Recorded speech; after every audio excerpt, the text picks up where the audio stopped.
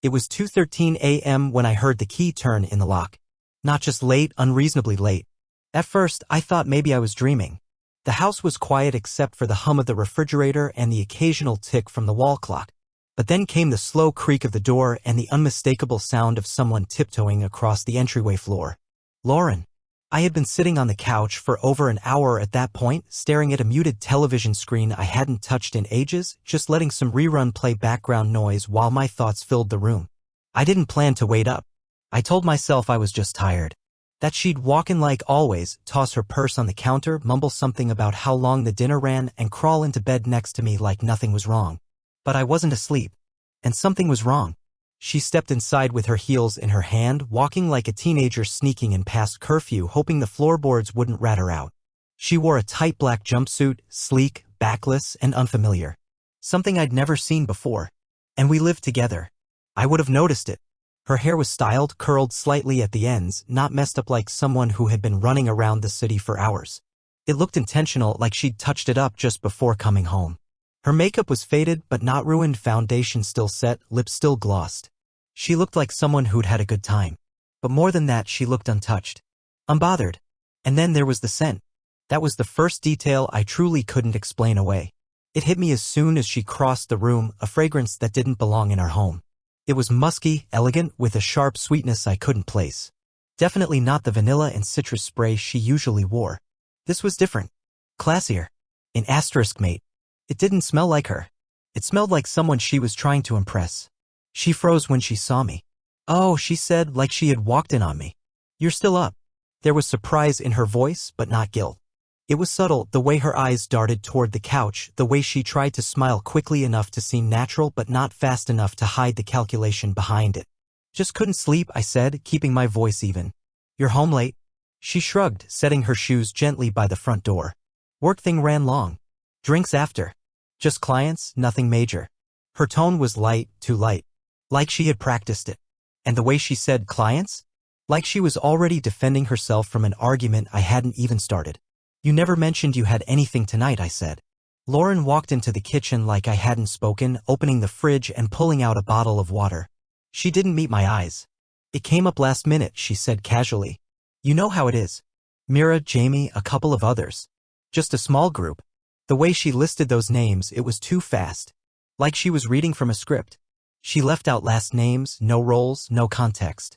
Mira and Jamie could have been real. They could have also been made up on the spot.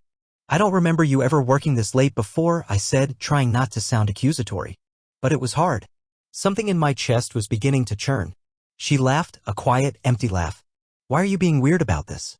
"I'm not being weird. I paused. This is the third time this week." She took a long drink of water, then glanced toward the hallway like she was ready to shut the whole thing down. "I'm tired, she said, voice soft now. "Can we not do this right now?" "Do what?" I asked. "I'm just asking questions." She yawned dramatically. "It's late. I'm wiped. You're acting like I came home from some heist or something."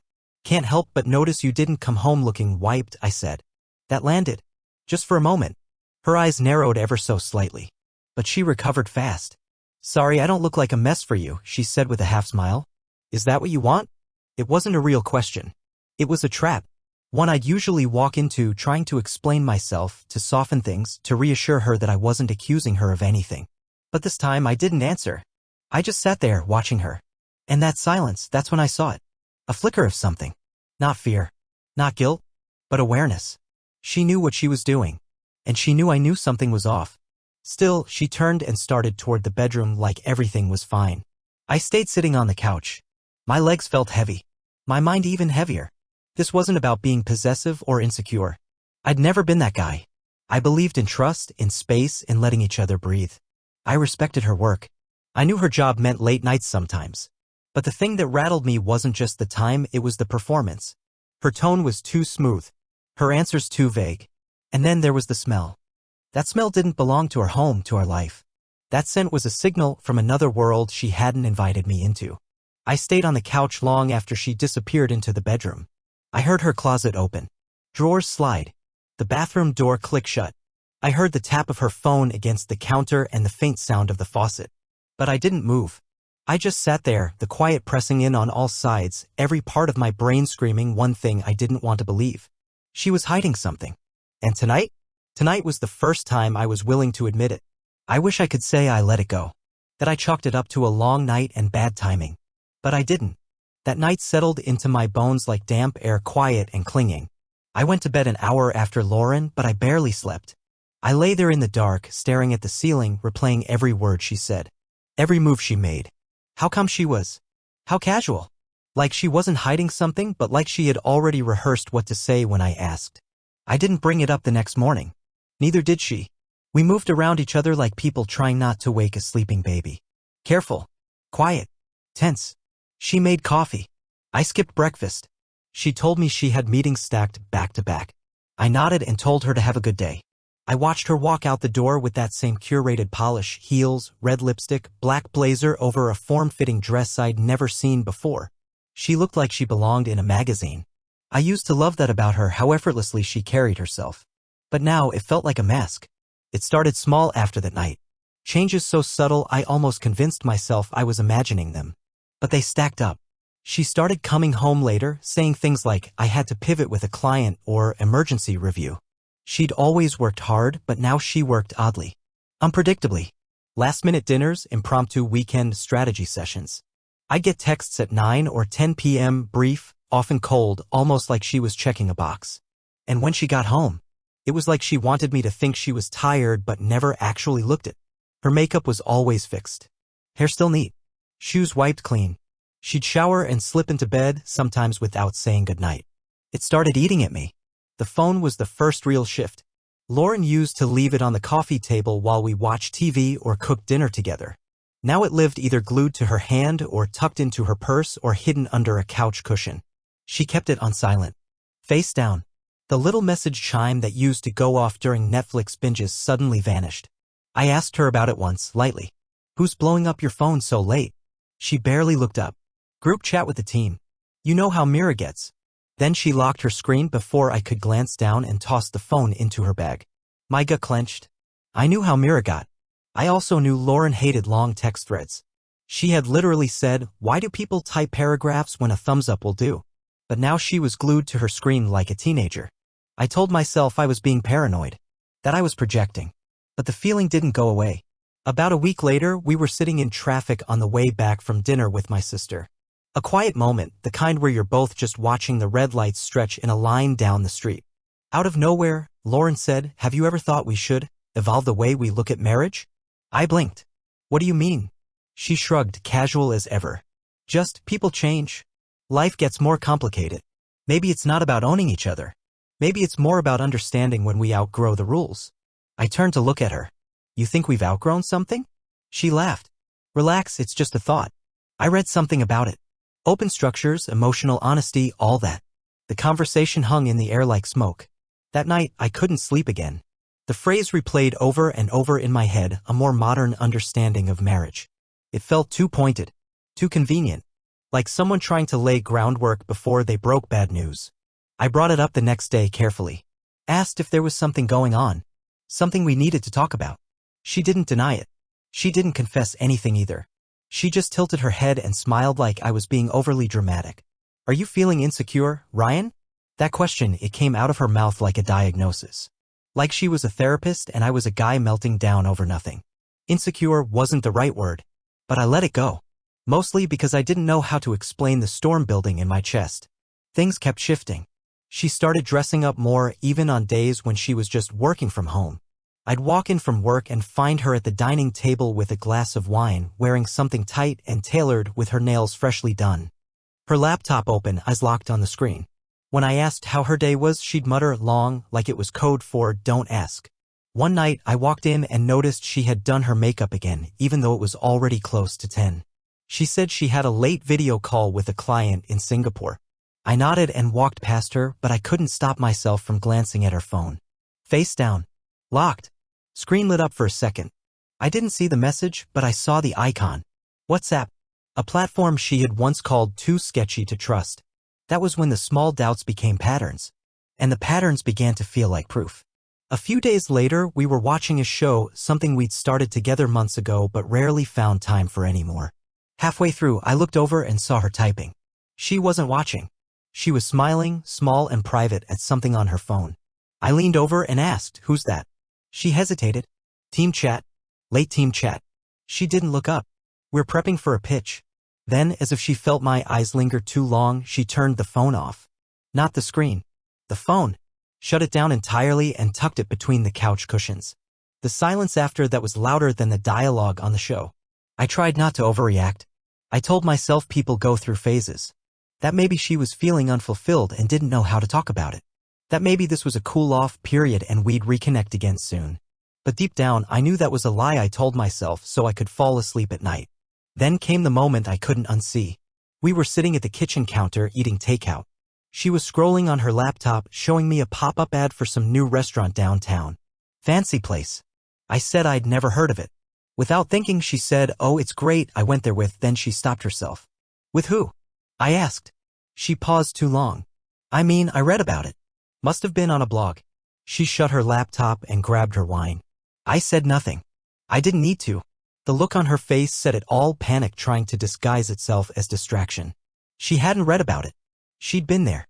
Probably on a night like that one, dressed like that, smiling into her phone while I was on the couch waiting for her to come home. After she went to bed, I sat at the table in the dark, the glow of the street lamp spilling in through the blinds. And I remembered something she said 3 weeks ago. About a client dinner that ran late. The way she looked. The scent on her. The evasive smile. Back then, it felt like paranoia. Yeah? It felt like a pattern.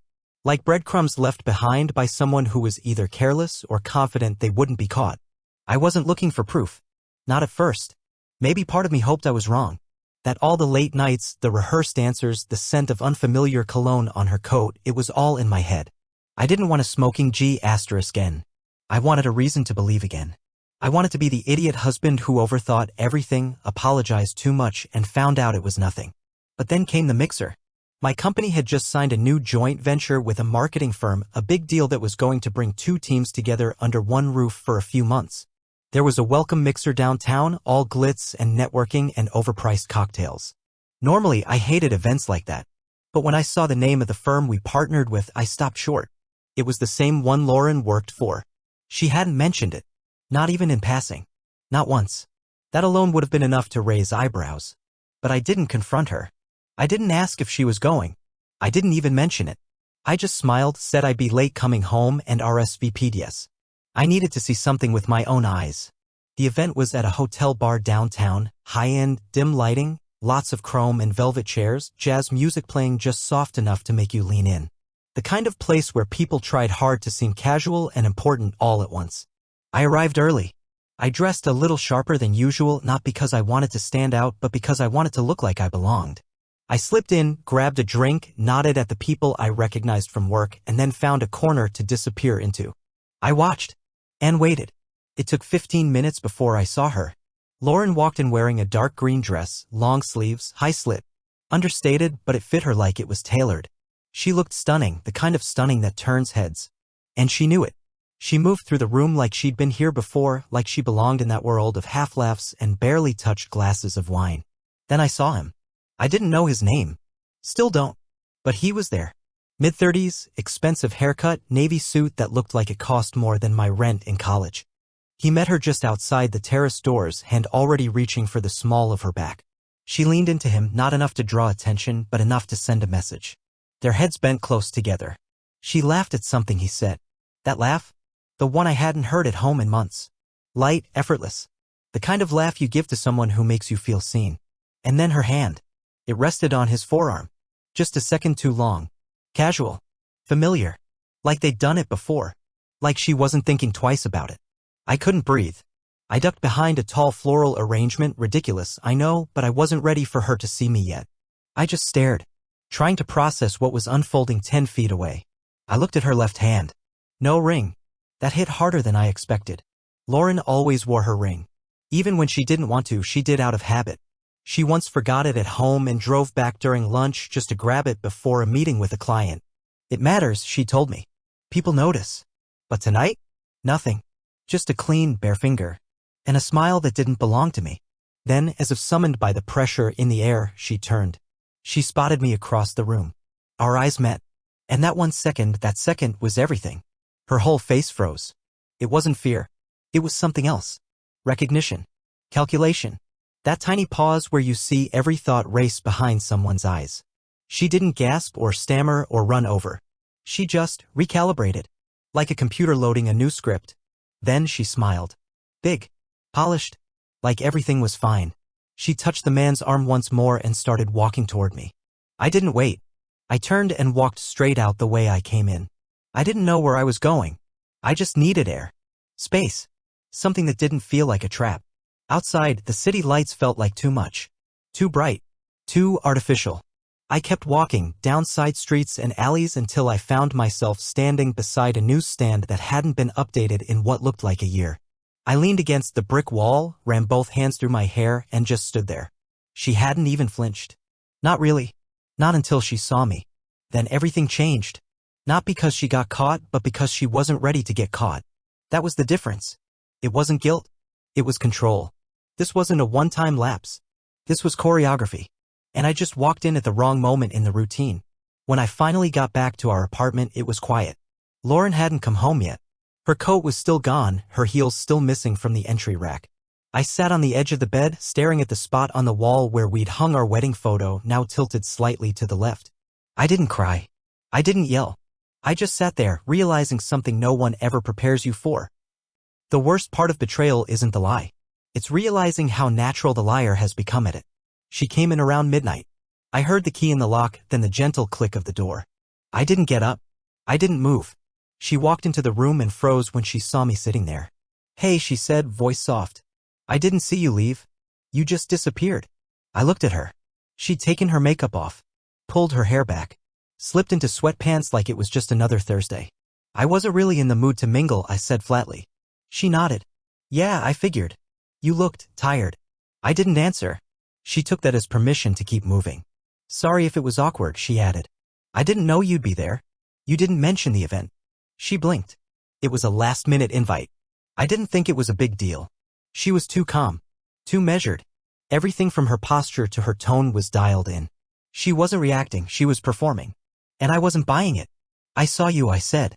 "Out on the terrace." A pause. Not long, but just enough. "Oh," she said. "You mean with James?" I hadn't asked his name. "Yeah," I said. "Looked cozy." She laughed, light and dismissive. "We were talking about work. He's new to the team." "Didn't seem like work?"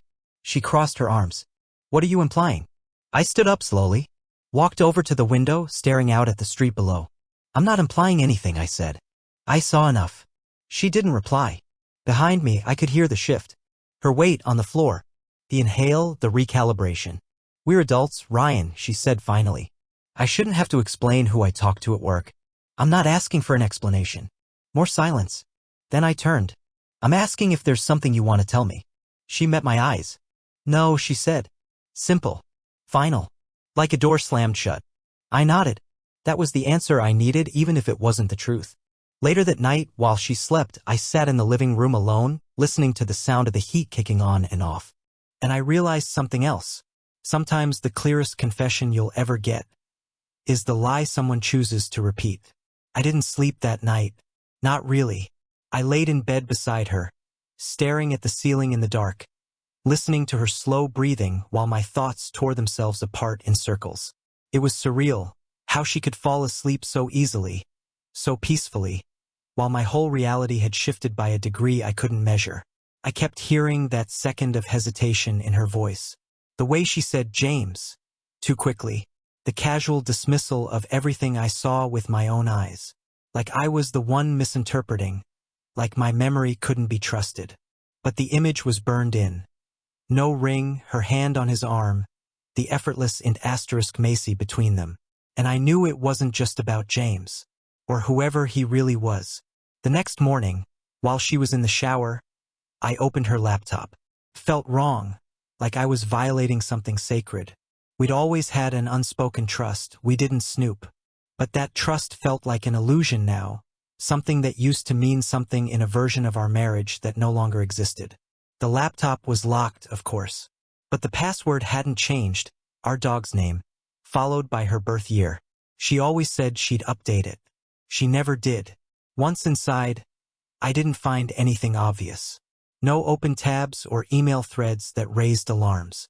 But I checked her downloads folder, and buried under receipts and presentations, I found a PDF labeled CJ_itinerary_09. I almost clicked away, thinking it was work-related, but something about it made me pause. I opened it. Hotel confirmation, spa appointment, 2-night reservation at a luxury resort 3 hours outside the city. Under a different name, Caitlin Jarvis. I stared at the screen, my stomach tightening. The name rang a bell, and then I remembered Caitlin, Lauren's college roommate, the one she used to visit once or twice a year. Girls' weekends, she'd call them. I never questioned it, never had a reason to, but the reservation wasn't made 6 months ago. It was last month. And the phone number listed on the confirmation? Not Caitlin's. I knew because I checked. The number wasn't even close to Caitlin's old contact info in Lauren's phone. Instead, when I plugged it into Google, it linked to a VoIP line registered under a business in a completely different state. No last name, no client ID. That's when I went to the closet. I didn't know what I was looking for. Maybe nothing. Maybe proof that I'd gone too far. That I'd become the paranoid husband snooping through drawers and turning shadows into monsters. But tucked in the back, behind a stack of old coats and shoeboxes, I found it. A thin black folder, covered in dust. Inside, receipts. Dozens of them. Hotel stays, dinner bills, massages, all within the last year, many under names I didn't recognize. Most were charged to her personal credit card, one we barely used anymore. My eyes scanned the addresses, and a chill ran down my spine. None of them were near Caitlin's actual city. Not even close. I flipped further and found notes scribbled in shorthand. Little reminders. Story equals Q2 team offsite. Confirm J before wed. Order early check-in. Use initials only. This wasn't just an affair. It was a system. Then I saw it. Taped to the back of the folder was a small padded envelope. Inside was a second phone. No lock screen. No pin. I hesitated before turning it on. I could feel my heart pounding through my fingertips. It booted up instantly. 16 messages. 3 unread. No names, just numbers. Except one. Saved under Trent, accountant. The thread with Trent stretched back months. I scrolled through it, feeling the bottom fall out of my chest with every line. Same sweet tomorrow? Keep your story straight. Don't bring the work phone. Loved the blue dress. Do you think he suspects anything? No. He's predictable. I stopped there. Predictable. That's what I was to her. I didn't even realize I was shaking until the screen blurred from my own grip. The texts weren't just int asterisk mate. They were methodical. There were references to cover, to timelines, even to rotation. Like this was more than an affair. Like it was something organized, managed. And she wasn't hiding from me because she felt guilty. She was hiding because I didn't belong in this other life she'd built. Because in that life, I was the variable that couldn't be controlled. I shut the phone off and put it back in the envelope, like I needed to seal the poison back inside. I didn't confront her that night. Instead, I acted normal. I asked about her day. She said something vague about a pitch that got delayed. I told her I might have to travel next month. She nodded, barely listening. She was texting again. Not on her main phone, on the second one. I knew the pattern now. She held it low in her lap, tapped quickly with her thumb. Screen always tilted away from me. I asked, "Who are you talking to?" She didn't even look up. Mira. Work drama. Then she put the phone away face down on the cushion. That was when I realized something else. This wasn't just infidelity. This wasn't even just deception. It was compartmentalization. An entire structure of behavior designed to function in parallel, my life with her and the other version she shared with someone else. Or maybe someone's. I didn't know where she ended and the story began. And it hit me not as a flash of anger, but as a wave of loss. I missed her. But not the woman sitting next to me now. I missed who she used to be. Or maybe who I thought she was. The version of her that once danced barefoot in the kitchen after 2 glasses of wine, who used to rest her head on my shoulder during old movies and fall asleep 20 minutes in. The woman who told me with tears in her eyes once that I made her feel safe. Was that ever real? Or was that part of the act, too? The next morning, I took the folder and the second phone and locked them in my desk drawer at work. I didn't know what I was going to do with them yet, but I knew I couldn't leave them in the house. Later that afternoon, I was walking to lunch when I saw her. Lauren. Across the street. Sitting outside at a cafe I'd never seen her mention. She was laughing. On the phone. Not her work phone, the black one. The second one. The burner. She didn't see me. But I stood there for a while, just watching. Her face relaxed, her smile unfiltered. Not the forced one she gave me when she came home late. This one looked real. And that hurt more than anything else. Because I realized something. I hadn't lost her to a mistake. I had lost her to a world she built without me. The day after I found the burner phone, something changed. Not with Lauren, she kept playing the same role, same smiles, same distractions, but with the air around me. With how I felt walking through our apartment, or driving to work, or standing still in my own hallway. It felt like someone had cracked a window in the back of my life, and now the cold was leaking in. That feeling sharpened into something worse the following Tuesday. It was early, just before 8 a.m., and I was heading out for work. The sidewalk in front of our building was mostly clear, except for a black SUV parked just across the street. Nothing unusual at first glance, nice, newer model, tinted windows. But I'd never seen it before. What stuck out was how it didn't belong. No parking sticker, no delivery badge, not even a rideshare tag in the window. Just parked close enough to see our unit, engine off, lights out. I looked at it for a beat too long. Then shrugged it off. Just a car. But when I came home that night, it was there again. Same spot. Same SUV. Different license plate. That's what made my stomach knot. The first one was New York plates. The second, Connecticut. The next morning, the SUV was gone. For a day or two, I convinced myself I was imagining things. That the paranoia was catching up to me. But then a package showed up. No postage. No shipping label. Just a plain brown envelope inside our mailbox, addressed to me by hand. No return address. Inside were photographs. Of me. One of me outside the office, talking to a coworker. One at the grocery store, loading a bag into my trunk. One more, this one froze me, sh*t taken from behind the curtain of our own apartment balcony, of me standing at the railing, drinking coffee. I sat down at the kitchen table and stared at them. I turned each photo over. No notes. No threats. Just timestamps written in the same handwriting as the front of the envelope. I must have gone through them 5 times before I realized the worst part. They weren't just watching me. They were inside. That sh*t of me on the balcony had been taken from an angle that was only possible from within our building, or worse, from our unit. I checked every room. Every window. Every vent.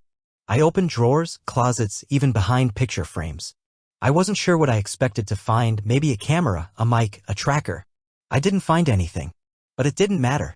Whoever did this didn't want to stay hidden forever. They wanted me to see. That night, Lauren came home like nothing was wrong. She kissed me on the cheek, poured a glass of wine, and asked if I wanted takeout or if we should try cooking for once. I said nothing about the photos. Nothing about the SUV. I just watched her, wondering how much of this she knew. Was she scared? Or was she protected? The next day, I took the photos to a guy I used to know from college, Mason, who'd gone into private security. We'd fallen out of touch after graduation, but I still had his contact info. We met at a bar that smelled like ash and fried food. I brought the photos in a folder, slid them across the table without saying much. He flipped through them slowly. His face didn't change, but I noticed how he started scanning the corners, the details, like he was cataloging something I couldn't see. "Where'd you get these?" he asked. "They showed up in my mailbox," I said. "No return. No note." Mason nodded slowly. "They're pro. Long lens, low-res digital, cleaned metadata. Nothing accidental here." I told him about the SUV, the changing plates, the angle from the apartment. He asked, "You think it's your wife?" "I think she's not the only person involved," I said. "And I think someone wants me to know that." He offered to sweep my apartment. I agreed. He said it would take a couple of days to schedule his guy. In the meantime, he told me not to react, not to confront, just to watch. That was easier said than done. That night, I started noticing just how much Lauren had removed me from her life. She still lived here, still slept in our bed, still wore her robe in the mornings and left her slippers near the kitchen. But she was miles away. Her real life, the one behind the burner phone, the passwords, the polished lies, that life had nothing to do with me anymore. I started timing her showers. Not out of spite, just habit, curiosity. They got longer, sometimes 30 minutes, sometimes more.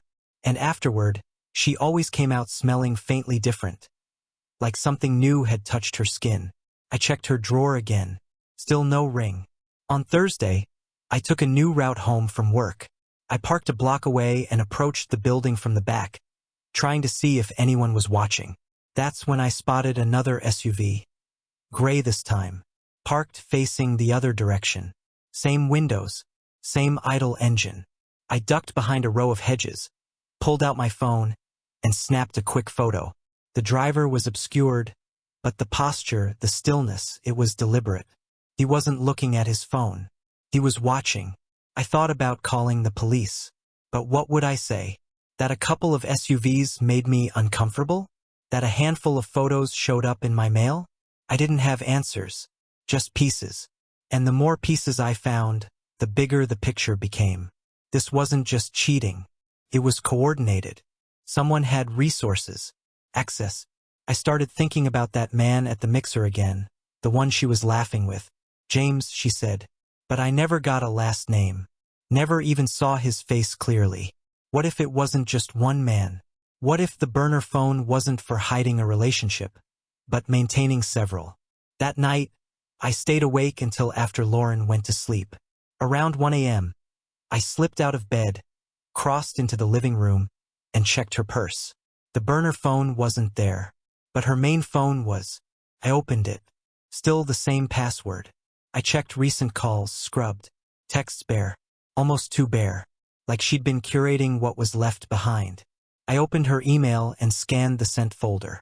Mostly work. But then I found one chain that didn't fit. It was labeled vendor coordination. Inside were attachments, zip files, a list of address codes and timestamps.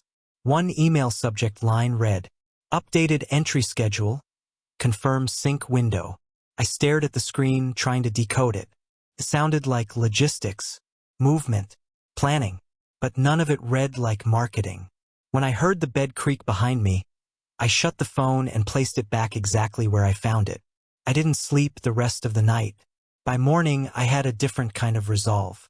This wasn't just personal anymore. Whoever was watching me wasn't trying to scare me. They were trying to control me. And that meant someone, Lauren, her accountant, or whoever else was involved, had decided I was a variable. The kind they couldn't afford to leave unattended. I wasn't sure what I was walking into when I texted Madison Steele. We'd worked together years ago on a nonprofit board, back when I believed in committees and clean resolutions. Madison was sharp, diplomatic, and far more connected than I realized at the time. I remembered her mentioning her husband, Kevin, once or twice. I didn't remember that he worked at Lauren's firm until I saw his name listed in a team strategy email Lauren forgot to log out of. So I reached out. Casual. Non-accusatory. Said I was looking for insight into a company merger. She agreed to meet for coffee, no questions asked. When we sat down, she didn't waste time. She slid a flash drive across the table and looked me in the eye. You need to know what you're caught in, she said. I hadn't even asked the question yet. Madison went on to explain that Lauren wasn't just involved with Kevin. She was orbiting something much more calculated. What started as flirtation had spiraled into favors, false invoices, and structured in asterisk Macy, as Madison called it. Kevin wasn't just some strategist. He was a fixer, someone who kept powerful people happy and problems contained. Lauren, she said, was both a reward and a liability. I didn't want to believe it, but I knew she was right. The burner phone, the surveillance, the receipts, all of it lined up. She thought she was in control, Madison said. But Kevin uses people. And when they're done serving a purpose, they get replaced. Why are you telling me this? I asked. She smiled, tired. Because I know what it feels like to be the collateral damage. I didn't confront Lauren. Not because I was afraid. Because I didn't see the point anymore. What was left to say? That I found her out? That I knew about Kevin, the burner, the game she wasn't even playing well anymore? She would lie. Maybe cry. Maybe blame stress or trauma or how I wasn't present enough. But none of it would change the truth. She'd left our marriage a long time ago. She just didn't tell me. So I wrote a letter. Simple. Clean. I didn't go into detail. I didn't rehash what she'd done. I just told her I knew. And I was done. I packed a small suitcase, left the key on the kitchen table, and walked out without looking back. There was no big goodbye. No final confrontation. No catharsis. Just distance. And silence. Weeks later, she texted me.